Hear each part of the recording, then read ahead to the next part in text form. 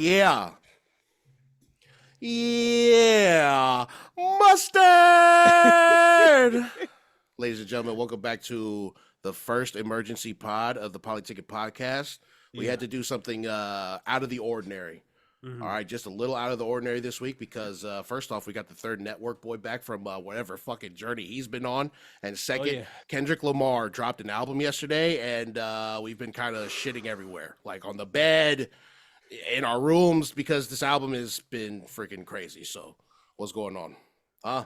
Before we get to that, shout out to the Patreon because we kind of using y'all time for the Patreon episode for this episode. We're gonna get y'all back though. Don't trip, but I hope y'all understand that when Kendrick dropped, the whole world stopped. So we here. But before that, do we need to shout out to the Pacific Movie Starter Kit, shout out to the Polytickin podcast. I ain't gonna lie, man. I just want to get into the pod, man. We gonna do this. We're gonna do this, man. Without further ado, my brothers, how y'all been, man? Listening to Kendrick. Yeah, for real. That's really all been. Yeah, that's it. That's really it. Yesterday after we recorded, I just been chilling. I was chilling and then listening to the album, and then I think at like 2:00 I went to go like my little store runs and stuff, go run some errands, get some cigarettes and stuff, put some gas in. You know what I'm saying? Just got paid. And then I was at the library for a little bit. It's pretty close by. I was chilling there for a while, and I come out, and then as I'm leaving, I'm chilling in the parking lot, and as I'm chilling in the parking lot, and this lady comes to the car, and she's crying, bro, crying her eyes out. I'm like, what's going on? So she says, sir, have you seen my son? Have you seen my son? Wow. Yeah. She thought you took him? Huh? She thought I took him? That's not funny at all. That's not funny. Don't fucking do that. I was like, bruh, what the fuck is going on? And you know what? What's crazy? She did look into my car like I was the one who took her son. Yeah. She did say, she comes and starts crying, and she's like, my son. I don't know. I can't find him. I think I lost my son. And then she does the good old into the back seat. How old is she? Like 50s, maybe mid 50s. Okay. I'm sorry. She's looking for a 20-year-old son. No, no. So according to her, I guess, Lance, chill out, bro. Yeah, a child, bro, not no fucking adult. Just because she said, damn. Yeah. Maybe it was his. Maybe I don't know. I don't know. That was. Okay, I thought I was bad. I was making fun of Marcus. Son. He was making fun of. You're an adult son. Nah, man. I assumed this is a child, and she was crying. And after that, I told her, I was like, look, I'll circle around, I'll look, but yeah, but yeah. Thinking Captain America. That's not the fucking point. I felt bad. So I was crying. How many times you circled the block? Not more than once. It was just once. I could do it. It's all I could do. When you was driving, did you do this? Yeah. No, I mean like you know how they block the sun. Oh. Where are you at? No. Where are you at? It was no. No, the sun was gone by this time, which is even funnier. It was like, I don't know. It was dark. It got dark earlier. Yeah, so I couldn't even. Yeah, you do it while it's dark. No. I mean, you meant the sun in the sky, not the sun that was missing. Yeah, the sun in the sky for this one. Yeah. He said it was funny because the sun was already missing. The sun was gone already. Oh shit. Yeah, I met the sun in the sky. So, I say that, and then I do my lap around the little plaza, and then I come back, and she's gone. And I was like, what is going on? So hopefully she found him. At least you went back. Like, you didn't just circle the block and was like, well, I have no new information for her, so I don't want to bother her. I just want to know what you was doing at the library. I don't know. Sometimes I get bored. That's like another place too. Like Barnes and Noble is too far. Okay. So I just went over there and I was looking at their selections and stuff. Carson Library? Yeah. Foster's Freeze? Yeah. Yeah, I go there for Foster Street sessions. Yeah, libraries are cool. We just started going to the library more often because we have a kid, and now I feel like I get to read books again. But they've got they got video games at the library. They got instruments at the library. They got a library of things. You can rent pots and pans, freaking pressure washers. Go to your library and see what they have, because it's not just books. It's not just audiobooks. It's things. I wish the Carson Library had all that stuff, because it's just books and they're all old and out of date. But also, it's still a cool vibe in there. It's cool. Yeah. It's a library. One of my coworkers, he's originally from like Toronto or Edmonton. He's from somewhere else. And he told me at the library that he grew up going to, they renovated it like 10 years ago or 7 years ago. And he said they put in like studio recording booths. That's hard. That's tight. You can rent it out tight. for free. Yeah. You just have to put in like, oh, I want to, reserve it for this date. And as long as it's open, you literally go there. And if like there's certain days where the worker who can be your engineer also goes in there. They'll teach you how to use their program. I think it's Pro Tools. They'll teach you how to use it, and they'll also do it for you. That's tight. Load up the Pro Tools and press 3. That's free studio time. That's how 1.4 started in Australia. They had that like youth center. They got free stuff. Everyone started going in, working on their craft, getting better and better. Yeah, resources, man. That's dope. I've been like, since like, especially with our talks and stuff about like community and stuff, like I've been trying to explore my options and where to like find like cool volunteering work. You know what I'm saying? I feel like a library is a good starting point. You know what I'm saying? I just found out about the Chamber of Commerce, Carson's Chamber of Commerce. Oh yeah, and their meetings. So they have meetings every third Tuesday of the month. And I was thinking of just showing up and being like, hey, I mean, hi. You know, I'm Marcus. Hi, I'm Marcus. I'll look for your missing son. I also have a podcast. There's a few real ones left, but there's not enough. He's just community service by circling the block and buying my cigarettes. Okay, I tried my best, Captain. I'm sorry. But what would you? My thing is though, what would you do? Like, what if you seen a kid and you just pull up to it? Hey, are you missing? Yeah, right. You know what I'm saying? Like, hey, your mom's looking for you. Get your ass back to the library. Shit. You're like, bro, I don't know what you do. My mom's at home. Get in my car. Yeah, you can't say that. Get in my car, dude. Your mom is looking for you. Like, you could be crazy. So you just got to be like, assuming it's not an adult son, Lance. You know what I'm saying? You can just yell at the You gonna go you back said she was 50-something. Yeah, she don't got no 4-year-old running around. That's true. That's what I'm saying. Unless he's adopted. Maybe he's adopted. Could be. Lance, look at you. Adopt. Jerk. We need more adoptions. Both of y'all jerks. I didn't say anything. You hella better than me. I'm gonna go look right now. And go home. Go get a dipped ice cream cone. Don't say anything. Yeah, just get an ice cream cone, Foster Freeze, right next door. So were you on your way in or on your way out? On my way out, I was chilling in the parking lot about to go, and I was smoking a cigarette. And then she comes over to my window. And she was legit crying too? She was legit crying. Not a scam. Not like. And that's another thing too. Yeah, that was another thing too. Like, how bad is it in our world where like we're just like, we got to be wary of everybody, even a fucking 50-year-old crying Filipino lady. You know what I'm saying? Don't trust anybody. What happened? She was Filipino? Yes. That's okay. That's different. Okay.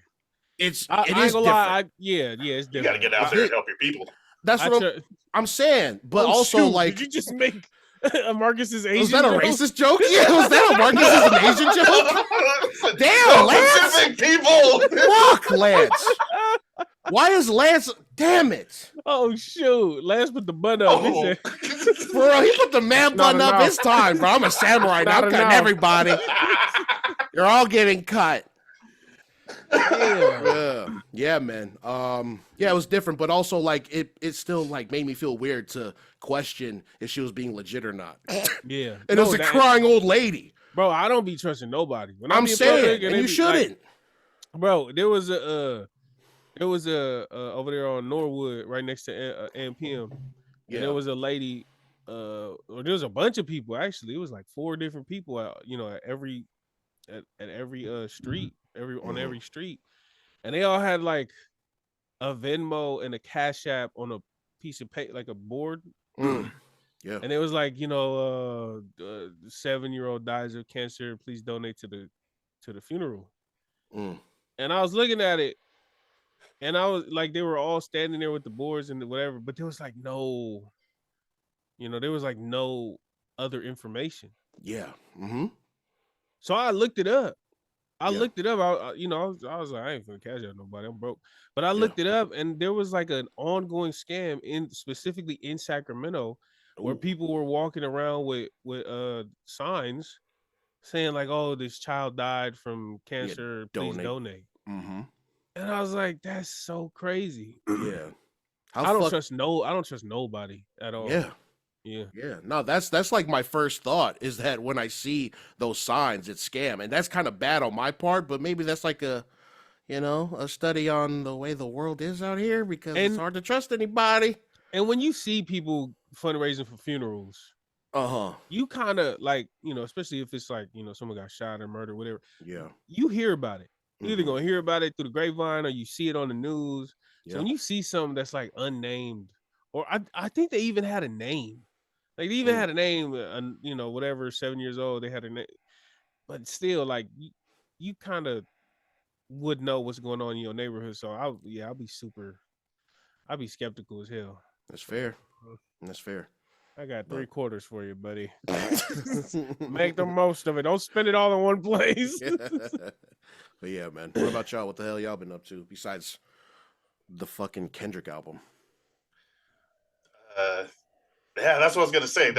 Just been listening to Kendrick. I can save this catch up for next week's Patreon, and we can just jump into this emergency pod. Yeah. Let's go. Hold on, I gotta. Wait, I got. Oh well, he does have one. No, he does have one. Oh shit. The first half before we get to Kendrick. Don't worry. Sorry, this fucked us up. I'm sorry. Dude, where do we go from here? We just went on Kendrick. I was about to skip my therapy talk too because of Kendrick. Kendrick done got me just forgetting all about my self progress and whatnot. But so Tuesday, I went to go to my therapy session, my second therapy session. I get there and the lady's like, "Your appointment's on Thursday." So that just tells you where my brain was at. Nice.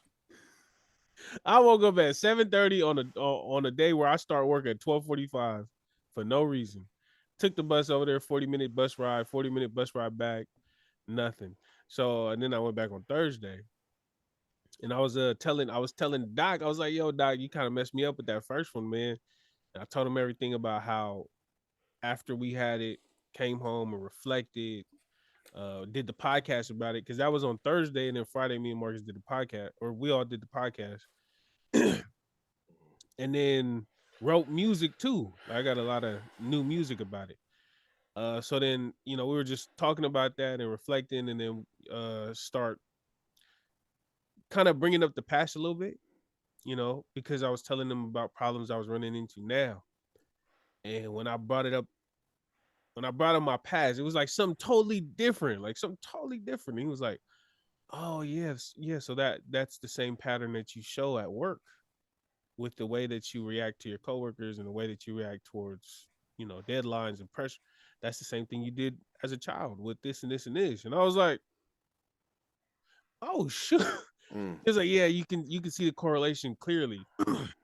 And it was one of those moments where I told him at the beginning, I was like, "I'm pretty self-aware." And at the end of the thing, I was like, "Oh shoot, I did not see this." And I knew all the information he knew. I know more than what he knows. And for him to point it out, it showed me like, "Oh, okay, bro know exactly what he's doing." So I was a lot more open about it, like about everything, because I knew the more information he knew, the more he was gonna point out. So it was like I just sat there and talked, and he just sat there and pointed it out, and he just sat there and called me out. And it was a little.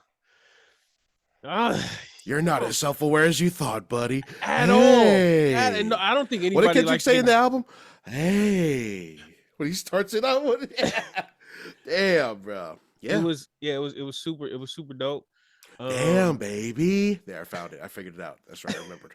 All right, I had some pointers. I had some points, and I mean, we've talked about it before. but I've had some points that we talked about environment. We talked about environment, and I talked about how when I first went to Japan, I used to look at the way that the people that I met out there lived. I used to look at it and think it wasn't real. I told the doc, I said, people out like the kids out there that was my age, 18 years old, they had their own cars, they had money from their parents, they had their own rooms. They didn't share no rooms or nothing. Like they was self-sufficient. And I was like, that's not even real. Like, this is like the movies. This is the small minority, like real people, real life is actually like this where we come from. And I told him, I said, now that I live in Canada and I'm meeting people who don't have family members in jail, don't know the process of visiting people in jail, who don't have family members who was killed, or know people who've been to jail for 30 years, or just all, just don't know nobody that, like, I was like, people don't know anybody that killed somebody. Right. And it's such a different world. And I told the doc, I said, my whole perspective has changed. And I'm starting to look like, instead of Canada being the bubble, or instead of Japan, the kids in Japan living in a bubble, I'm like, I think we're the ones living in the bubble. Like, I think we're the ones who are living the abnormal life. And now that it's flipped, uh, there's that form of resentment towards, you know what I'm saying? Your environment, where you come from, or not where you Yeah. come from, but how you came up in your neighborhood. Yeah. And even small things, like when I go pay for prescription, and I used to pay for insulin, it was $25 a vial. But my dad, when my mom, had to do paperwork for insurance, and so the insurance didn't cover the insulin for the month, and so we had to buy the insulin, or my mom had to buy the insulin, and it was $150 for the same vial, same brand, same size. And I was just like, it was a lot. It was a lot. So breaking it down and seeing, I don't want to say, I told him, I said this too. I said, it's a little narcissistic for me to say this, but it feels like survivor's guilt, because I'm here and I'm living this life where, the healthcare is free, and the prescriptions are low, and the job, people here, like, the way that I am, is like a lot of people gravitate towards me out here because it's so different. And I'm not the best version of what I am compared to the people I grew up with. And so I feel like if y'all was out here, or if anybody that I grew up with who just so happened to have a rough time with life and navigating in Sacramento, like if they were to come out here at a younger age, I feel like people would be thriving. Like it would be a totally different situation. It's just that things didn't add up, or things didn't happen for them like it did for me, or whatever. And it's just, there's just that thing of like, you kind of like, damn, why was it me? And so it was a very deep session. The doc was super cool about it. But yeah, I posted about it, and I had a bunch of people reaching out, asking about, I had a bunch of people the first time saying, yo man, we love you, if you need anything. And I told him about that. And I said, even though, because I talked about the podcast too, and I said, we champion like mental health, taking care of your mental health. We champion like things like therapy and talking things out. But even with all that, I was hesitant to talk about it. Like there was still that part of me in there that knew how it was going to be received, and I kind of didn't. I kind of hesitated to make that post. As soon as I posted it though and got the reaction, I felt like, oh yeah, I was meant to post that, because so many people were like, yo, what's it like? What did y'all do, or how did you get into it? Yeah. And so even the second post, I was still hesitant. It still felt weird. And I had family members reach out like, yo man, if you need anything, but the doc said, he said something really good. He said, therapy is kind of like going to the dentist for a cleaning. You don't wait till you need a root canal to go to the dentist. Oh yeah, that's right. Yeah, you said that. Yeah, you go to the dentist, you get checked out. They do teeth cleaning, they do minor cleaning, and they do these little adjustments periodically, so you don't have to get the big root canal a year or two down the line. And he said the same thing with therapy. He said you don't have to wait to have a mental health, a mental breakdown or a crisis to get stuff done. If you go in and you deal with the little things little at a time, then you prevent the crisis. You prevent the breakdown. You prevent the just losing everything. So that was a good point that he brought up. I thought it was really dope. And so for y'all, I just wanted to ask if, because I know Marcus said he had a question, but if y'all have, and I'm not no expert, but I could just answer from my. We didn't say you perspective. were. We didn't say you were. No, I just answered from what I've gathered. Yeah, that's a big, like, the dentist comparison is huge, because I feel like a lot of people see therapy more like surgery. Something's wrong with you. You're gonna go get this knocked out, and then you're gonna be okay after. But it's like it's maintaining your mental health. It's checking in all the time. It's like you said, getting the little stuff done so it doesn't build up into big stuff. But that's why we don't talk about mental health, is because the people around us are like, "Oh, is something wrong with you? Do you need us to help you out or something?" And it's like, I'm just trying to be a better person, or like be able to deal with these human situations in positive ways and become better. It's not like I'm being necessarily fixed or weakness, like I need a weakness strengthened or fixed from. I mean, I guess it is, but like I don't want to say like, oh, I'm weak. You guys think I'm weak because I'm going to talk to a professional about how to be better. Right. But I think that's a reason why a lot of people don't talk about it. But it's awesome that a lot of people are directly messaging you, even if it's less public, to get that information. Oh, yo, what was that like? I kind of might be interested in that. How did you do it? What should I do to try to get that experience? So what do you guys think about like maybe not like a check-in every week, but like a mental health segment where we try to figure out something to be better and more positive? That might be the blind leading the blind. We might. Yeah, we've had talks about that. We've had talks about having episodes dedicated to that, but just feeling out of place, like feeling not out of place, but like feeling not equipped. Imposter. Yeah. Just ill-equipped to talk about this, without seeking some kind of professional help. Which brings me like to my question, bro. Like, do you feel like sometimes when you go and talk to, I guess, people or therapists, like in your case, therapists, about what's going on with you, like do you feel like sometimes like they implant ideas into you that you probably think like objectively is wrong, but they try to they try to tell you about a part of your life that you don't know about? I asked this because I know that there's a listener out there. I won't say her name, but we talked a little bit about therapy and how I wanted to go. And she said that like she's not a big fan of it. Why go to one when you know more about yourself? You know what I'm saying? Like, why go to talk to somebody who doesn't know who you are? And I don't know. I thought what happened? Wait, why are you laughing? What happened? Oh, because they don't know you, because they can tell you straight just off of the information they're presented. They're not like what's the word I'm looking for? They're not biased. They're not biased. Yeah, thank you. Mm-hmm. That's exactly it. I didn't agree with her. I was just, that's what she was saying. Like, I'm like, dude, nah, I feel like I need some professional help. Yeah. You know what I'm saying? We're not as self-aware as we think we are, man. And that's cool that, the therapist led you to that, because that understanding of yourself is like, it does a lot. It does a lot for progress. So yeah, man, self-awareness. But go on. What happened? I think for people, because I have thought like that before, I felt like that before. I think people I think we give ourselves too much credit. Yeah.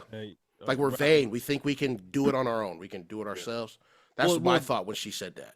Well, like, but also we really sometimes we think we're the only ones that feel this way, or the only ones that think this way or do this thing. Yes. When in reality, what was it? There's nothing new under the sun. I think that goes for, ideas, and also, attitudes, perspectives, all of that. That fucked me up. Realizing that fucked me up.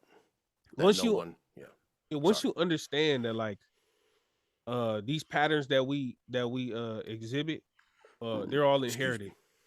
Everything is inherited, and it's sometimes it's a different, like, amalgamation of perspectives or attitudes or whatever. But at the end of the day, at the root of it, we all like, it's all very similar why we do the things we do or how we are the way we are. Mm-hmm. And so the idea that the therapist, like, they go to school to identify these patterns. They go to school to see what behaviors, are exhibited, and then to figure out like what could be the root cause of why do you have so much road rage. Right. It's not always going to be one specific answer. Yeah. It's not gonna be like, yo, he has road rage because this. It's like there may be other factors into it, and that's when they learn more about you, and then they start connecting the dots, which is exactly what he did to me.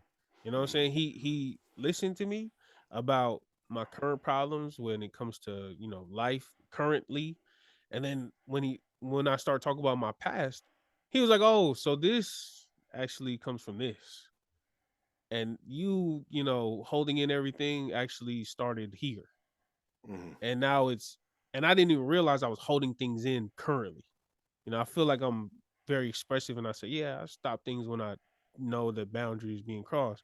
But So do you? Yeah, and that's the But thing. do Like, you, Yosefo Masalo? Do you? There's a point in your life that you have to look at because maybe you don't. yeah, and so I think this girl or whoever it is, but also if she did she say she went before? Like she tried it before? No. Okay. What? Well, I thought she went and was like, I don't like the way that guy was trying to implant ideas into my head. You know what? No. Well, so to be fair, she didn't say. I'm assuming that's on me. I'm assuming she didn't go because she said that she would never go. and that that I know. I mean, it's not for, I Needs to know. go. Yeah, you need to go. Maybe you need to go, but I'm sorry. There nothing, almost nothing is for everybody. So Yes. If she True. doesn't, because Yeah, I can't be mad that she doesn't want to go and that she feels that way. Yeah, I can't be mad at that. My therapist said the first thing that you have to do, because let's be real, man. Therapists, they go to school, they do all these things. Doctors go to school and do all these things. They still mess up. They have malpractice lawsuits. The cops go and do training and they still mess up. And I've been trained a million times at my job and I still mess up. So even with a therapist, it's not like they're the end all be all, and not everybody is good at their job. It's just another avenue. Yeah, so I'm not mad at her for saying that, but I do think there's a bit of arrogance when it comes to that, to think that like better. A lot of people that hit me up, the main thing was, I don't know if I could feel comfortable talking to somebody about my problems that don't know me. Right. Like, I don't know them, so how am I going to trust them? And my thing is, a big reason, and we don't really encounter this a lot in real life. We don't meet people and we're not expected to talk to them about our problems and never see them again. So this is not a usual occurrence. But my thing is, if you don't know them, that's even better. You are talking to somebody who you will never cross paths with in your personal or professional life. You talking to someone who y'all social circles do not intermingle at all. You talking to somebody who you will only see in this office on every other Tuesday or every other Thursday. Like there's so things will be unfiltered. Things will be like there's power in that. At first I understand how people are so guarded, especially where we come from. People are so guarded and they never want to look weak. But once you realize, like, first of all, this dude is never gonna see him outside the office. Second of all, he probably has seen 1,000 other people and heard way worse. Yeah. And once it starts clicking and you get more familiar with like this world of, sharing in a controlled setting, and then you just like, oh, like that's how it was for me. My first session I talked, but it was very much surfacey level things. And then this was gonna be surface. This last one was gonna be surface level too, until he brought up, "Hey, this is connecting," and I said, "Oh shoot, what else could he find out? Like, imagine if he knows more about me." And then we go from there. And so, yeah, there's a lot of y'all. That was one of the. That was I got like 20 messages, and I want to say at least 10 of them was like, "I've always been interested in therapy, but I can't see myself talking to a stranger." And are there other things that y'all feel where y'all like thoughts like kind of similar to that about therapy or whatever? Lance. Yeah, just like I guess when you're talking to anybody about like your innermost thoughts and feelings and how you see the world, you're afraid of being judged. Yeah. You're afraid of them like telling everybody, "Hey, look at this weirdo over here with all his problems and stuff like that." Mm-hmm. What is that? Sorry, I'm hearing a little different stuff. Oh, Shower. Yeah. So it's just, I mean, It's just the starting fear of up. judgment. Yeah, Yeah. the fear of judgment and going to talk to a stranger. But there's a medical professional trying to help you to be better. Their job is to walk you through certain things that you might not be aware of. But that is the weirdest part. Talking to a stranger about like what you've hidden for years or suppressed. I don't know. That's like going to get a physical and not wanting to put your jaws down. You know what I'm saying? Yeah. It like it need that vulnerability. Tell me from there. It needs to happen to make progress. But no, I had no qualms about that, bro. I'm willing to strip away whatever kind of thing I need to do to, not act like I can just do this on my own. I will gladly talk to someone who is studied in this stuff to figure it out, because I know I'm not as self-aware as everybody else, but I think I'm aware enough to know that I don't know everything that's going on with me. You know what I'm saying? So yeah, you're right. There is power in talking to someone who's not only trained in this, but who doesn't see you in a biased or filtered way, who can try to come, talk to you about these things that, that they've seen in different patterns in human beings and human history. Like our patterns are basically what is informing him of what could be wrong with us. You know what I'm saying? So I'd love to have someone try to paint a clearer picture of me, because, a clear picture for me, because it's foggy up here a lot, besides the times that I use vices to silence things, you know what I'm saying? Like when it's not that, I know there's a lot more going on because of the bullshit that I've been through. And I'd love to get that drawn out. I'd love to tap into that.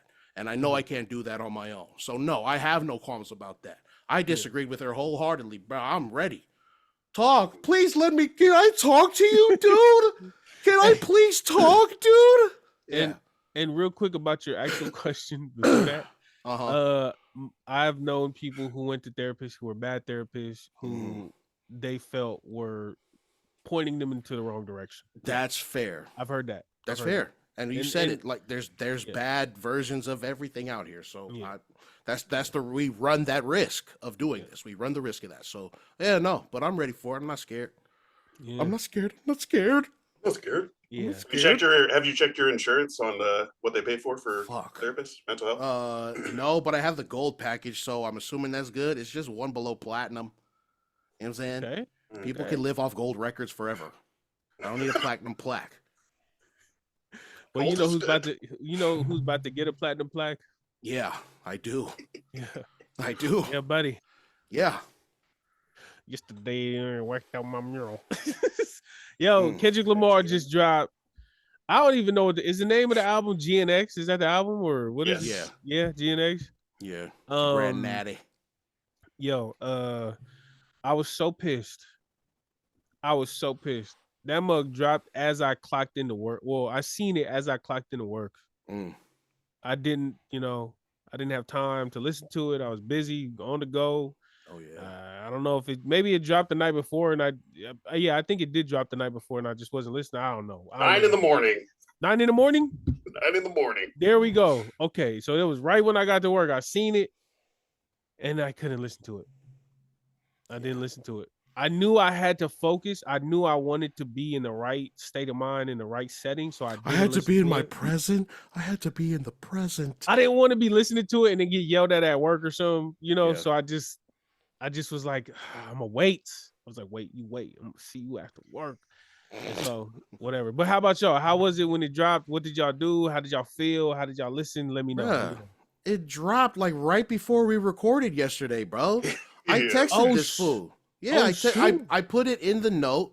I put it in the note, and then we got on, and then I was like, dude, Kendrick just dropped an album like an hour ago, or like 30 minutes ago. And then we was chopping it up about that, and then we, did the show. Started getting excited while recording the episode yesterday. Yeah. Like, dude, we need to get off and listen to it right now. Fuck all this, bro. Fucking shit, dude. Yeah, the rock sucks. Yeah. The Rock sucks. We need to get Kendrick in here. Yeah. Kendrick, come on the show. Yeah. But yeah, bro. We were too excited. So yeah. What happened with you, Lance? How did you take it yesterday? Yeah, no, I just went and started listening to it after we finished recording. Yeah. I was listening to it off my phone without headphones though. While I was Jesus at the Christ, desk. Lance, why'd you torture yourself like that? No, I had the laptop open and I was on Genius. Like a couple songs in, I was like, oh, okay, I can't really listen to this on my phone. I need to at least you see some fucking lyrics. nerd. So I'm Listen on Genius to the song, going nerd. song by song. As the next song comes, I'm switching to the next track, Yeah. reading down the lyrics. But yeah, I feel like this is also a form of therapy. Maybe for Kendrick and like his whole year and being able to put out this project, putting out what he's saying is like, yo, y'all need to be better. Y'all need to be like me. y'all, you gotta take care of your family. You gotta all these things, just like things that we know, I think, as men and as people and as Samoans too, like protector, provider, strength. So I mean, I was listening to this, getting like some gut checks. Like, bro, get your chili up, dog. Get your money. Get your priorities straight. Work hard. If you ain't come for chili, what you come for, bruh? So I mean, yeah, definitely felt like a reality check listening to this. Personally, liked it a lot. Yeah, catchiest bars or favorite songs off of this so far. Dodger Blue. Dodger Blue, Whacked Out Murals, Squabble Up, TV Off. Luther with SZA. Oh yeah, Luther's really good too. That's a banger. My favorite was Reincarnated. Oh yeah. Oh man. Of course you go for the deep cut therapy. I need to discuss myself song. Yeah, he went off on that for sure. I'm not gonna lie. Hey, I'm gonna say this. I'm gonna say this confidently. Mm-hmm. Kendrick Lamar is a Joe Budden fan. Oh my God! Not everything is about Joe Budden, Josefa. Joe Budden has a song called "Pray for Me," and he talks to God the same way Kendrick talked to God in this. It was eerily similar. Not the first part where he was, talking about past lives and talking about, being other people, but at the end when he was himself and he was talking and then God chimed in and he's going back and forth. Like that's it. Listen to "Pray for Me" go listen to "Reincarnated" by Kendrick Lamar, then go listen to "Pray for Me" by Joe Budden after that, and tell me y'all don't see a resemblance, an audio resemblance. That's probably why I like the "Reincarnated" the most, because it was a familiar vibe, but damn, that was crazy. Yeah, I'm not consuming it in a way that's like, that I could think critically of the album yet, because I just listened to the whole thing once and then picked out the bangers and just been banging those for a little bit. But I got to do a full listen again. But yeah, no, there's a lot going on in this album, and it just feels like, I don't know, it feels like the beef like accelerated the release of this album, because a lot of this is so recent, brother. I'm sure. But was the beef planned as like the launch of this? You think he's been working on this album and then he's like, you know what? Also, I want to murk this Canadian fool, and I can use that to jump off and launch the rest of this. Nah. I think everything just lined up perfectly for him. I don't think any of this was pre-made. Yeah. No, he was dragged into a beef and it probably just ignited something in him to where, like, dude, I actually have something to say after my last one. It's time. But also, like, I've seen some conspiracy theories about this being a mixtape, so it could just be a lead up to a proper album. Yeah. People calling this a mixtape because of it's the Not Like Us is on there, and wait, is it? No, it's not.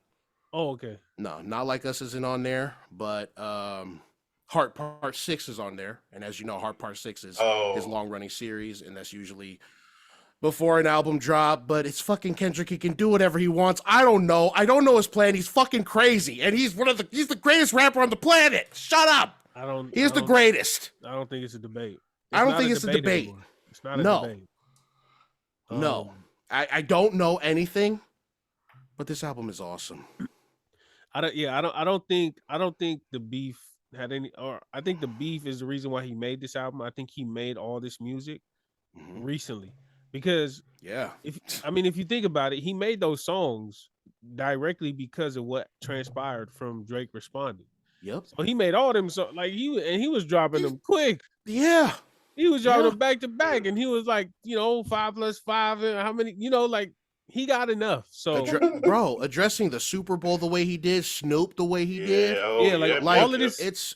The timeline is crazy, dude. This dude is not only the greatest rapper alive, but like definitely the best like rap businessman, dude. Yeah, because this is definitely this is how you jump on your hype train, bro. The hype that you create. This is how you do it. This is how you capitalize off the momentum, and he definitely did that. And he's, I mean, not to say he ever needs momentum.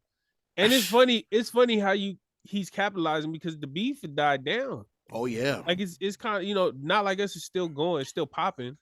But it's been, it's been crickets. Like it hasn't nothing. And then he didn't even announce anything. Nope. He just dropped it. Yeah. And so that, I don't remember the names of the songs, but I just remember when he dropped the disc, he responded, and then he dropped another one like 20 minutes later. Like this is what that felt like. Like it's like, oh, there's nothing there. Boom, just a bomb, just out of nowhere. What was the last public thing that he talked about before dropping this album? It was the Super Bowl announcement. Super Bowl announcement. And the interview with SZA. Oh yeah, he had the interview. Oh okay. He had the interview. Yeah, the Super Bowl. That's mentioned in here. SZA's on here 2 or 3 times. Shout out to Nas. Shout out to Nas. Nas got the salute. You know what I'm saying? Shout out to him, man. My only one that congratulated him for getting the Super Bowl. Yeah, I'm so glad. I'm so glad Kendrick don't hate Nas. Yeah, that would hurt. That would tear me up, man. Nas is, come on. No, Kendrick is a fan of hip hop, dude. He loves it. But what? I will say this, man. I've been seeing a lot of comments. I've been seeing a lot of people calling him a hater and calling him this and that and whatever. He is whatever. A hater. Motherfucker, he is a hater. He hates the fuck out of Drake. He's not a hater. When you say hater, the way that you walk, the way that you talk. When you say hater, he's not a hater. When you say hater, there's like, yes, the definition of hater, he could be labeled that. He could be. But there's like subtext to the, there's like subtext to that word. There's more to it than meets the eye when you say hater. There's the actual definition of it, but then there's also like the implied you're hating for no reason. Yeah. He's not hating for no reason. Exactly. Oh, okay. He hates for a reason. I think when you hate for a reason, you're a hater, but you're not a hater. Yeah. There's always I kind of get that. Yeah. There's still a negative connotation with hater anyway. Yeah, he's not. He's a criticizer. Yeah, more of a criticizer. Yeah, he's more of a criticizer. Yeah. But my thing is, right, I've seen all these people like, oh man, how could you be this mad? And I think it's unhealthy for you to, do all these things. And I'm like, bro, if this ain't such a West, and I want to say West Coast because I feel like we feel like this up north too. But I could see it being, if anybody were to say, nah, this is a LA thing, where it don't matter who it is, all of y'all could get it. And I'm saying y'all as in your peoples, but also y'all as in y'all family. Yeah. Like I can see, I'm saying, and I mean, I don't want to say all that, but I can see Drake losing a loved one that has nothing to do with the beef, and Kendrick celebrating. Like I that's such a West Coast. It's a very West Coast. It's like it's like when we don't care about y'all, we don't care about y'all. Like anybody from y'all. It's people that if I hear that somebody family, whatever, I'm a smile. That's just I'm a smile. The kids, the mom, the grandma, I'm a smile. I'm gonna be happy about it. And I don't know why that is. I do know it's an inherited trait. I've seen it my whole life. Yeah. The whole EBK, just everybody killer or anybody could get it. I've seen that. I've witnessed it and I've inherited it, I guess. But and then you see other people. I think like Chicago feel that way too. I can see Chicago feeling that way. But other people are like, no, man, it's weird to feel such hatred for someone, and you gotta keep it, keep it above the, like all of this stuff, bro. I remember my dad told me why would you fight fair in the streets? Ain't no medals in the hood. Ain't no gold medals in the hood. Like, you know, I just feel like it's such a coastal thing to not care about anybody that person loves. And Kendrick is doing that on this album, and I swell up with pride, bro.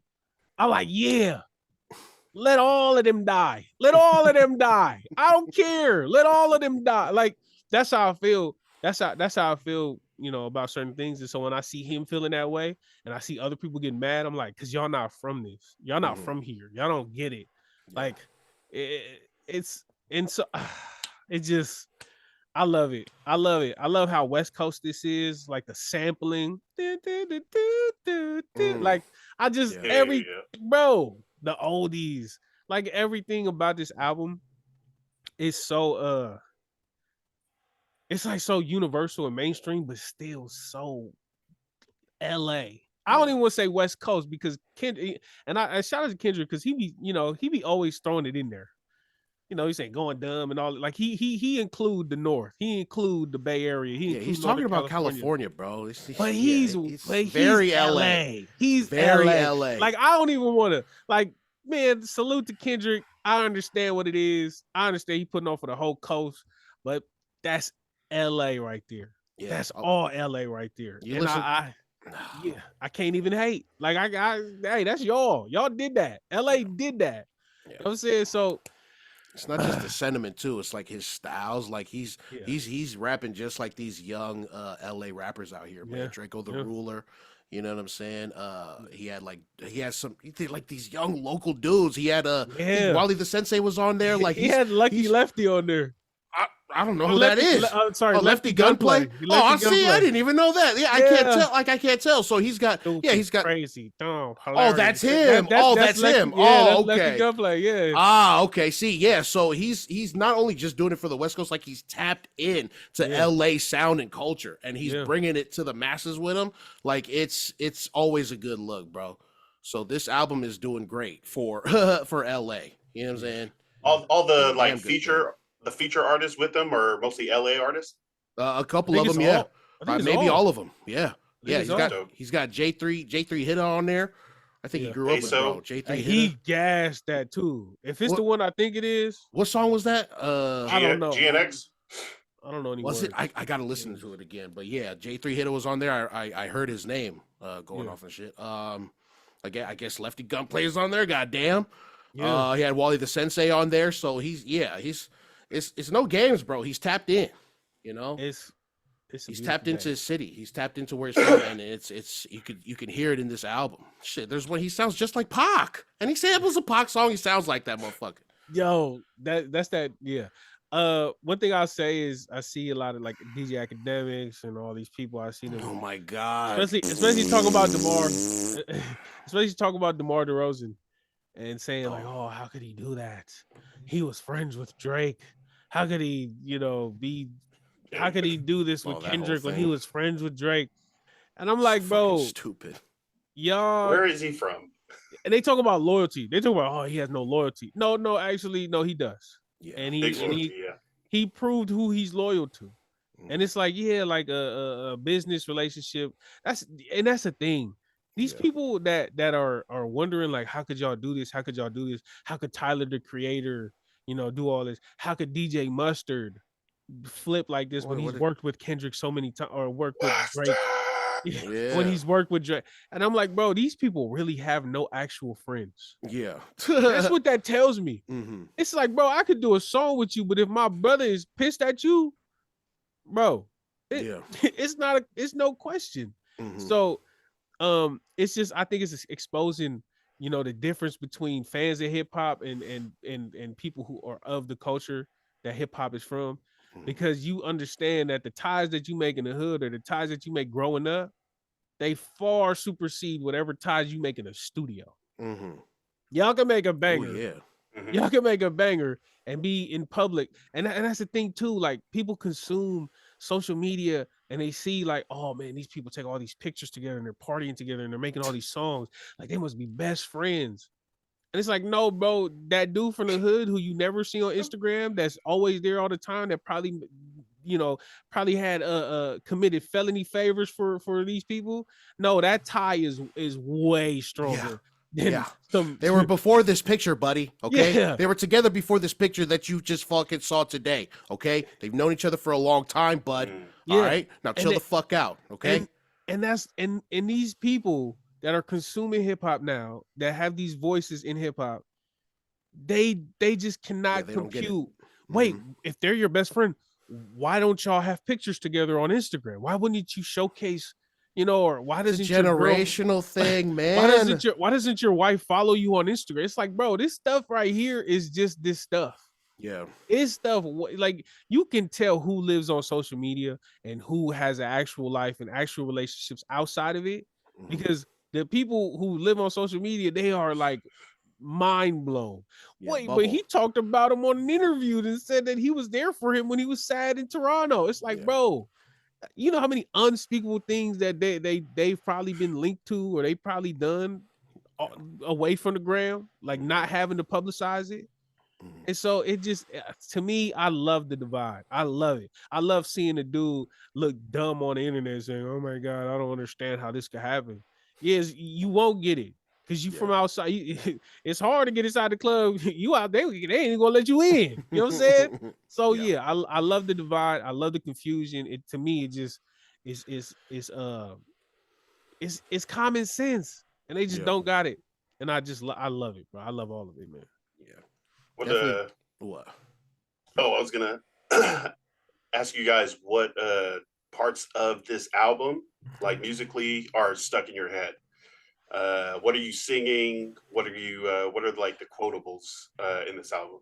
Also, I'm gonna hop off soon, but I want to hear you guys' answers. Oh shit! It's not enough. 1:30. That's not enough. It's not enough. And squabble up. I be in the mirror, just squabble up. Yeah. For real. Yeah. TV off. Yeah, TV off. Yep. Dodger blue. Damn. It's hard. It's hard. Yeah, it's hard. Yeah. That's mustard. That's mustard! all. Mustard. I just want to say that everywhere. I definitely just want to say that everywhere. But off the top, man, I can't even think. There's so much. I have to. Fuck. Let me see if I can look up the Messi's dudes up, but somebody got to do it. Somebody got to do it. Hey. Oh yeah. He's getting real good at these little like he'll say something and then it'll repeat like that type of stuff. Oh man, that little calling. Yeah, that is so hard, bro. Makes it easier to sing. Yeah, makes it easier to sing along with. Like I'll say the call, you repeat it, we'll have a good time. The song with the Hard Part 6. I'm tripping. Yeah, Hard Part 6. I love the whole story of their come up and why he left and started PG Lang. I love that. You know what I'm saying? I love his little talk to Top Dog on that verse or on his verse. Yeah, I like that, bro. Let him know exactly why he left, and he called out Andrew Schultz, I think. Well, what'd he say? He said never let a white comedian talk about a black woman. That's law. Right. Yeah. He was talking about shits and gigs. Those British fools who had Andrew Schultz on or something. Well, Andrew Schultz always does that, but I think exactly. I'm pretty sure it was towards Andrew Schultz. I love it. Yeah. I hate Andrew Schultz so much, bro. I remember. Yeah. So annoying. Yeah. I used to think it was funny, and then he got stale too, and then I just he sucks. He's not good. Yeah. I'm trying to think of what else. I'm trying to look for the track list. Absol mumbling in the corner. Squabble Up, Luther, Man at the Garden. Oh, Man at the Garden, the end had like a Nas piece, one mic. Like the whole time it was chill. I deserve this. This is what I need. I deserve this. But it like the last third of it, he starts getting like more angrier, more passionate. You could feel it like come through. He's getting like mad and stuff like that. Yeah, what did he say? What makes y'all think y'all deserve the greatest of all time, yeah. motherfucker? That's mine, motherfucker. Yeah. But I'm gonna go to work and listen to this album. Okay. Loud as shit in my work headphones. Hell yeah, big Lance. Appreciate you, brother. Yes, sir. Appreciate you, man. Talk to you later, dog. Come on. Love y'all. Have a good one. All right, brother. All right, fucker. So what's up? I mean, what else you got to say about this, man? What else you got to say about this freaking album, dude? What's up? What's the deal? It's not a question no more, man. It really ain't no big three. It really ain't no big three no more. No. It's not. No. It's a big one, and then it's a littler the rest big of y'all. two. It's a big one and a medium two. That's it. And then it's the small everybody else. Yeah, man. You know what? I feel so. I don't know. I don't know if anybody even talk about this, but I don't know if this is related. But J. Cole just dropped the warm up on all streaming platforms. I seen He just dropped it. And the next day, Kendrick just comes out with an album. And I don't know if he's stepping on it. Hey, maybe he is. Maybe he is. He knows, man. The things he knows, bro. I was so happy to see the warm up on on streaming platforms. The warm up is my favorite J. Cole project ever. I know a lot of people like Friday Night Lights and whatever, but the warm up to me was the first time I ever heard J. Cole, and it was the first time I ever was excited about this new generation of rappers besides Charles Hamilton. And so I was on it the night before. I was on it. I was listening to it. You know, Lights Please, Young Simba, you know what I'm saying? Freaking I Get Up is the greatest J. Cole song of all time, by the way. Just want y'all to know that. And as soon as that album dropped, nobody was talking about J. Cole no more. Nobody was talking about the whole, you know, he dropping a documentary or something. Like, he doing like a whole TV series and all that. It's been crickets about that. Have you heard anything? No. I just seen that. Yeah, I don't really listen to Jermaine like that, but I did see you post about him. Yeah. I remember the warm up too, like the excitement around it, and I was excited too because I hadn't heard him before. I was like, oh yeah, this dude's cool. Yeah. And then but I didn't know that. I didn't know they dropped the same day. Well, I think it was the day before. I want to say J. Cole dropped Thursday, and then he didn't really drop, but he just announced it Thursday that hey, it's on streaming. Kendrick stole his thunder, you know what I'm saying? If anything, that is definitely an indication of where Kendrick is compared to J. Cole, because everybody thought it was always, Kendrick, Cole, Drake, J. Cole, whoever. I will say that the warm up Kenny. The warm up is years old, over a decade old. Right. So I won't say that. Fair enough. Yeah. It's a brand new Kendrick album. No promo, surprise drop. Yeah, it's gonna shit on everybody. But the timing is kind of hilarious. That's what I'm saying. Oh, Jermaine. I'm sorry, Jermaine. What do you think about his line? What do you think about Lil Wayne replying? Lil Wayne replied. I just seen that today. Yeah. I just seen that today. What exactly did he say? You got that up? Let me look it up real quick. Lil Wayne. I remember the response to that. Right? He tweeted it out. Right? He said something like, "I was just sleeping. Why is everybody bothering me?" or some shit. Yeah, something like that. But I seen a long ass fucking brick wall of text. I read the entire thing and I was like, wow, that pretty much sums everything up. This is why you're out here looking crazy. Yeah, Dwayne. Lil Wayne said, "Man, what the F did I do? I just be chilling and they still come from my head. Let's not take kindness for weakness. Let the giants sleep. I beg you all. No one really wants destruction, not even me, but I shall destroy if disturbed. On me, love." Yeah. What do you think?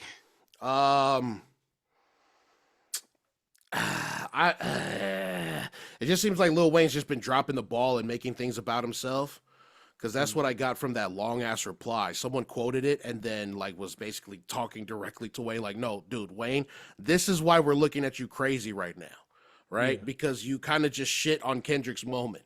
The fact that a rapper is going to be headlining the Super Bowl is a win for the culture, right? It's a win for the culture, no matter where it's at. And you're over here making it about yourself for something that you weren't guaranteed to get just because you're from New Orleans. Yeah. You know what I'm saying? And then was just like, dude, this is why the way you're moving is kind of crazy right now. We're looking at you crazy right now because you're making it about yourself, Wayne. You shit on Kendrick during his moment. That's what Whacked Out Murals is about. So that's why I'm like, Jesus Christ, I didn't know it was that in depth, because I just seen the discourse. Everybody's shitting on Wayne, you know what I'm saying, for for I didn't know it was that crazy. So when I seen that tweet, I was like, oh, that sounds, yeah, damn. My thing was he didn't even say nothing about Wayne. He just said my hard work let Wayne Probably down. let Lil Wayne down. I mean, that's all it takes. That's all it takes is a mention. That's all it takes. He didn't say nothing crazy. No, maybe not, but all it takes is a mention. I want to say what he said to Snoop was a little more. Hey, that one, yo. Snoop I mean, that one had me. It must have been the edibles. Yo, had to let it go. Yeah, bro. This is one thing that I'll say as a rapper. A lot of a rapper's skill comes from the delivery, and for the most part, aggression usually adds to the impact that a verse has on the listener. Definitely. I kind of went through this, and I noticed like my laid back stuff was cool, but if I'm really wanting to get my point across, I kind of gotta project a little more. Yeah, like I literally I remember there was like a flip in the music I was making to where instead of sitting like this and I was up straight. Difference. What a huge difference that makes. Presence, posture. Projection. Projection. Yeah. And so I say that to say like a lot of rappers need that aggression to make that impact. And Kendrick do the exact opposite. He do the exact. This is not for lyricists. This is not like he don't even. Yeah. He don't. It like it's crazy how he can make. Like it's crazy what kind of presence he has on the mic on a song with very minimal vocal work. I don't know if it's right to call it minimal vocal work, bro, because that's a lot of manipulation on his part. Well, and I know you got to do stuff in post and stuff and edit it and make it sound like that, but there's still a lot of work that he's doing, bro. He's doing a lot of flow switches, voice changes. He's inhabiting different spirits. Like, I hear what you're saying, though. I mean, aggression. Okay, fine. Okay, aggression. Like, for him to lack aggression like that and still come across aggressive. Yes. Okay. Crazy. There you go. I thought you were going to say that he wasn't aggressive at all, which I would have disagreed with because he still comes off super aggressive, no matter how laid back he sounds. I agree with he's that. talking from the back of his throat, like it don't even come from his chest most of the time. It's like like it's kind of like a head, and it hits like it's coming from the depths of his soul, bro. And I'm just like, he's really People don't understand how hard that is. No, you can't come and like whisper without sounding corny. Yeah, you can't do shit like that without sounding fucking corny. And like Kendrick just owns the fuck out of it, bro. And I will say a lot of like artists that are established that have like when you listen to artists, it's the same way when you watch a movie. You watch a movie and Denzel's in the movie and the movie kind of has lull moments. You give him credit to say he's a great mind and there's more to this than what I'm seeing. So I'm finna give it some, he got some credibility with me. I'm finna keep watching this movie and see where it go. Because it gotta go somewhere because he's so legendary. That's the same thing with artists like Kendrick Lamar, where it's like, I don't really know what you're talking about right now, but I'm gonna listen to it 10 times and I'm gonna figure it out. I know. I love, Lupe Fiasco. Lupe Fiasco has the same credit with me. Andre 3000 has the same credit with me. I guess you could throw Jordan Lucas in there, but he's a little more upfront with his, But when I listen to a new Lupe song, like when Murals came out, which is crazy because whacked out Murals versus Murals, it was so much in there that I knew I was missing. But I'm like, it's Lupe Fiasco, so I know there's credit there. He knows. So like with Kendrick, I know there's that credit with people, but at the same time, you got all the credit in the world. If the music isn't good, that Nas album with Kanye West did not go over well, and Nas has one of the most storied rap sheets in hip hop, and it still didn't go over well. Kid Cudi, amazing, Man on the Moon 2. I know you hate him, but and then Speeding Bullet to Heaven came out, nothing, because there's credit there, there's credibility there, but if it don't hit, it don't hit. And Kendrick has that credibility, has music where it's like, what the hell? And it still hit. And I'm just like, people don't know how crazy, people don't know how hard that is. It's hard as hell, bro. Yeah. Wait, there are songs of his that make you go, what the hell? Because there's not a lot that make me do that because I don't know.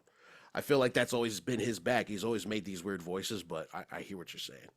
Well, I hear what yeah, you're saying. like the whole like Reincarnated, my favorite song. Yeah. But when he started talking about it, Mhm. it's to me, if you listen to Reincarnated on its own, you don't really understand the full. You don't grasp the whole concept of it. Like you understand he talking about previous lives, but to me, that song connects because in Whacked Out Murals, he says, "I'm an old spear. I probably built the pyramids." Like, Yeah. and then you see where he set the tone for the album with that song. And so when you get to Reincarnated, where it starts talking about this and this and this, you like, oh, that dot starts to connect, and then you go with the story. You know what I'm saying? Yeah. And so it's things like that where you like, oh, this needs to be listened to chronological order. They sequence this for a specific reason, and you gotta you like, wait, what? Oh, yeah, that's right. Yeah, he built the pyramids and he did all this and that. Yeah.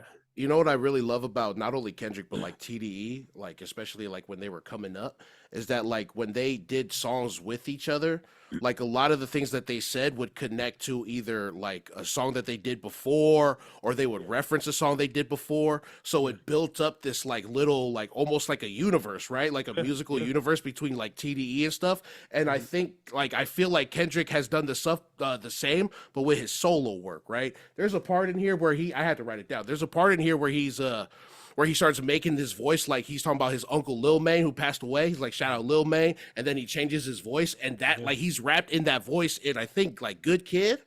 And so it's like I love little bits like that. And Kendrick does that a lot. TDE had done that a lot. You know what I'm saying? Like I don't know. It's just little rap nerdy shit like that I just love about this album so far. And I'm just like, dude, yeah. This guy's the greatest of all time, dude. He might be the greatest, dude. And also I want to get back to it real quick. Oh shit! What? So I poke my eye. I know this is gonna sound crazy to people in down south. This is gonna sound crazy. Okay.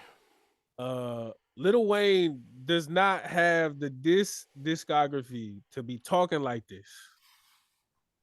I don't know a singular Lil Wayne diss off the top of my head. And I'm pretty in there when it comes to hip hop. Lil Wayne, as great as he is, one of the greatest of all time, with the craziest work ethic and incredible rebrand, by the way, and longevity, all the accolades, everything. You don't get to talk to Kendrick like that, brother. I'm saying it. Yeah, their skills are very like different and far apart, though. We have never seen Lil Wayne dismantle. Lil Wayne was having trouble with Pusha T and Pharrell. Yeah, for years. Yeah. Lil Wayne never dismantled a rapper like Pusha T, who was never at the forefront of hip hop, who was never a very like top main. I mean, Grinding came out and Clips was popular, but Pusha T on his own has never come out incredibly strong or nationally recognized. Yeah, hip hop nerds love him and his work and what he's done with the clips and stuff. And yeah, I hear what you're saying. So for Lil Wayne, who had problems with Pusha T and Gilly the Kid. Yeah. and think about it. Exactly. Gilly the fucking Kid, dude, and Wallow, dude. Shout out to Gilly, but that so yeah, exactly, right. And think about it, right? Lil Wayne at that point in his life, or at that point in his career, was fucking up here and he couldn't take them down. Yeah. You know what I'm saying? And Kendrick is way different. He met the top guy hit the same level and fucking beep Lil Wayne on him. Lil Wayne for everything that he's done and everything he's contributed to hip hop and the world and the culture. Yeah. You cannot talk to Kendrick Lamar like that. I'm sorry. You can't. I don't care how many times y'all listen to The Drought. I don't care how many times I listen to No Ceilings. Like, no. Kendrick dismantled the biggest rapper in mainstream history of rap, of hip hop. And he got. And you couldn't shit on Pusha T, Wayne. You couldn't shut him down. Yeah. And you were Lil Wayne. You were a Millie Lil Wayne, and you couldn't shit on Pusha T enough. Or Gilly the fucking Kid. Yeah, you couldn't throw him back in the swamp. No. Like you said you was gonna do. Not doing it. Not. I don't like the tone he taking. Yeah. I don't like the tone. He sounds very bitter and jealous. What he say? Freaking! I beg you, please. Once I'm disturbed, I'll destroy. Once I'm It is disturbed, I let- destroy. let's not take this kindness for weakness. Let this giant sleep. I beg you all. No one really wants destruction, not even me, but I shall destroy if disturbed. Lil Wayne can't talk like that. Yeah. He don't got he got a resume. You know what's crazy is that Kendrick fucking idolized him growing up. Kendrick idolized him growing up. So Kendrick, go for it. Yeah. Don't meet your heroes, Kendrick. Don't meet your heroes. Just fucking go for it, dude. You know what they say? Your idols slowly become your rivals. Kendrick. Oh, what if Kendrick won that Lil Wayne? Yeah. Oh my my on him. gosh. Yeah. You know what? I'm not even like that excited at the thought of that because I think it would just be a fucking landslide. Yeah. Imagine if Kendrick just start going at everybody. Everybody. Like if you went at everybody, that's when I'm like, oh shit, dude. Yo, if he just went it. But you know what? I don't think he would. I think Kendrick's beef with Drake wasn't because it was just Drake. Why you push for peace, but you love war? Why you push for peace when you love war? I think he just genuinely does not mess with who Drake is in his core. And he made that like clear. as a person. Yeah. He made that clear. I don't think he'd get into it with Wayne over, machismo. On rap image too. Yeah, yeah, Wayne, calm it down. You're not like that. You're not like that when you're not like that when it comes to that. Never changed who I am for a rap image. That too. That's another line he said in Good Kid. I love it. For an aesthetic. Snoop, see that one. Who? Snoop replied? Yeah. What did he say? Hold up. I missed that too. I think he just said, I think it was the edibles, King Kendrick or something like that. Oh, shut up. Snoop sounded like a real howley right now. What do you say? K-Dot new album, GNX, fire emojis. It was the edibles, face palm emoji, West King. And also to note, to that response, Punch quoted it and just put LOL period. I love it. I feel like this feel like one of the moments where the old heads is still trying to little bro the little homies, and the little homies is they getting up there now. They doing their own, they making their own name, they doing their own thing, and it's like I'm not scared of you. Like I respect you, I acknowledge you, but we not, Punch's tweet told Snoop and told everyone to say, as much as we respect Snoop and all that, we don't need that. Like we don't need them to be here. And so I mean that LA rap politics, bro. Yeah, LA rap politics is what do you think? Fuck. I don't know. Snoop just man, like he knew that he got shitted on, and he's coming back, with his tail tucked between his legs. He's over here looking crazy. Yeah, I think that's like the best way to go, right? If you're Kendrick and his team, at this point, let the OGs know, like there's no gatekeeping here. Like we don't need you, bro. You're done. No, not done, but what? The way that Wayne responded to something that wasn't a shot, I think that was the worst way he could have responded. And then, fake humble, like, please leave me alone. Please, I don't want to do it. I don't want to kill him. I don't want to get out of here. But the way Snoop responded, I feel, is that's how you should respond as an OG. Okay. I messed up. That's my fault. It wasn't yet, played it off. Congratulate him. I don't know how sincere it was, because I don't know. I don't even know what he meant when it was doing the tailor-made stuff. Like I don't even know. I didn't understand the video. He just posted a video of him listening to it and going like this when Drake Pac was rapping. No, Drake Pac. I thought he like contributed to the song in some way. That's why people were no. Oh no, he was just playing a snippet of it and just nodding his head. He was just nodding his head like he was just, he was. Just, I might be wrong, but I'm that's pretty fucking sure. Crazy. Oh well, then okay. Yeah, so it was like weird. It was weird. Okay. Yeah. He had never talked about Kendrick. Nothing there chimed in. I don't expect that. I would be fucking surprised if that were to happen. If you were to talk down on Kendrick, which I don't think he ever would like that. even before all this. So okay, yeah, okay. I will say this though. If that's the case, then fuck all that. Ah, damn, Snoop. I mean, it might, yeah. It might be on. more, but I think that's what he did. Yeah. All right, I will so say this: Snoop just came out with this is like totally separate, but he came out with a thing saying like I didn't want to endorse any presidential, electorate or whatever. I didn't want to endorse anybody because I didn't want to contribute to the divisiveness. And I'm just like, there's only one candidate who does that.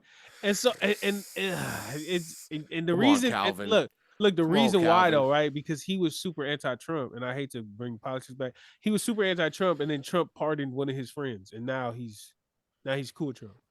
So it's like it's one of those. I just don't want to contribute to the divisiveness, dog. Free my guy, though. Yeah, free him, and whatever. So I'm like, man, Snoop's loyalty could be bought. If that's the case, then whatever. So we ain't tripping off that. Still a better response than the game, though, right? Seems like the game is just getting shit on everywhere. Did he respond? I don't know. Oh, okay. No, I'm just saying, like, I've been like a little side story with like the game and just not being involved, not getting called for like the Ken and Friends show and all this shit. It's just so funny. I don't know. LA rap politics is still like something that I'm learning about, and I didn't know was I know there's politics in this shit, but like, oh god, it gets ugly. You know what I'm saying? Especially, and it's something like a Kendrick and Drake beef where it just brings everything to the front on a big stage. It's kind of crazy to see. So I'm still trying to learn about it. It's just there's a lot. There's a lot, and Snoop just looks bad.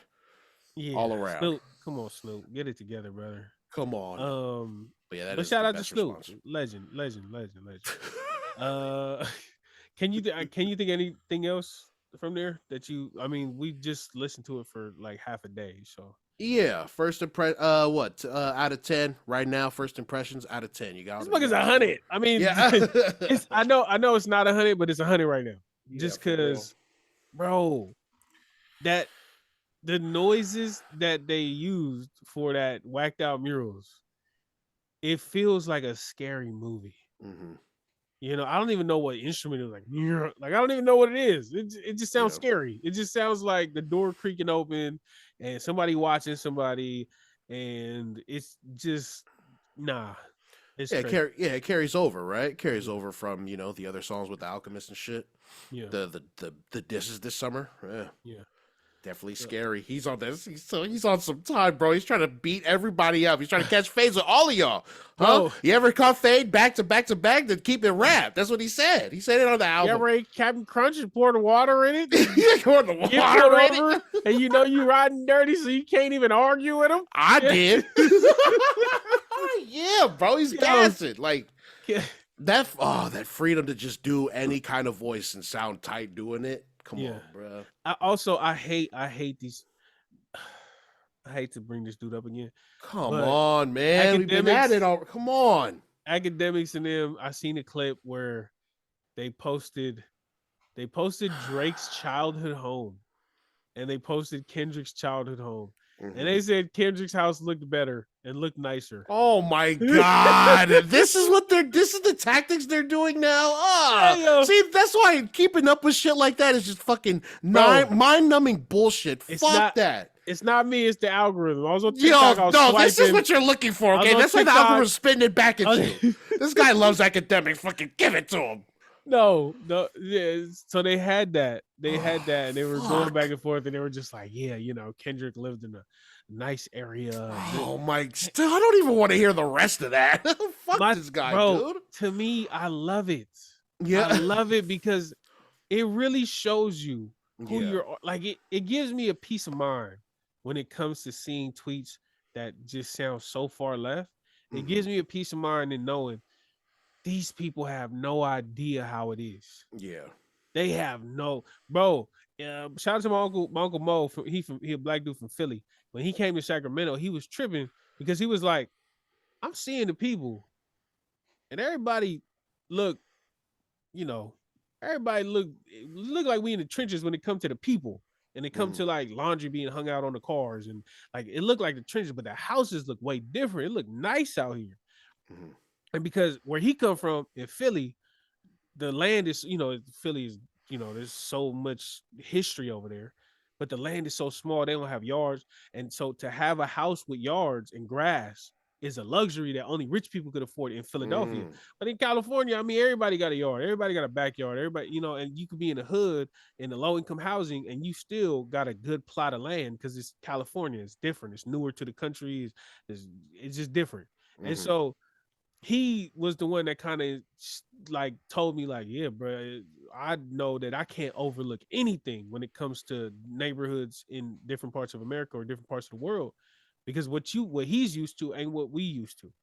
And so the same thing. These people just don't know how it is out there. Yeah. They don't know how to, bro, you could be in the nicest area of Compton, you still in Compton. Yeah. And you could be in the worst area of Toronto, you still in Toronto. Yeah. You still in Canada. So I love to see it because I love to, it gives me a peace of mind in knowing like the divide is crazy. The gap in what's real and what they understand is vast. And so when they spew all these things, I don't even take it to heart, or not that I ever took it to heart, but I don't even give it no credence. Yeah. I'm like, y'all are in your mom's basement on the computer learning everything off of YouTube. Yeah. So yeah, I seen that clip the other day and I just had to bring it up. It was terrible. Yeah. So you're not the only one in a bubble, man. These freaking academics of them are also in a bubble, but in their own type of bubble. Okay. Yeah. And it's called being chronically online. Fuck that shit. Yeah. Okay.